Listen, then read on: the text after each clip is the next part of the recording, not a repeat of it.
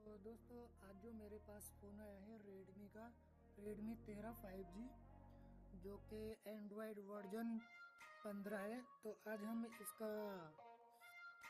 जो फिक्स करने वाले हैं, इसमें जो प्रॉब्लम है ऑटोमेटिक ये 2 घंटे में रीसेट हो जाता है। ठीक है दोस्तों, तो आज हम इसी वीडियो में इसको फिक्स करेंगे। देखते रहिए पूरी वीडियो।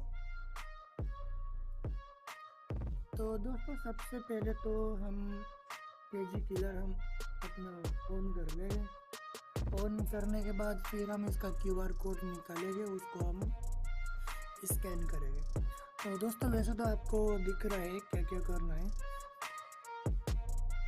तो दोस्तों 15 वर्जन का कैसा होता है, किसी किसी में IT एडमिन मतलब बार बार आता रहता है। तो आज हम इसी वीडियो में फिक्स करेंगे और जिसका OG प्ले स्टोर हम चालू करके दिखाएंगे। OG भी और जी दूसरा जो ऐप का थ्रू आता है उसका भी हम चालू करके दिखाएंगे। ठीक है दोस्तों, बने रहिए वीडियो में।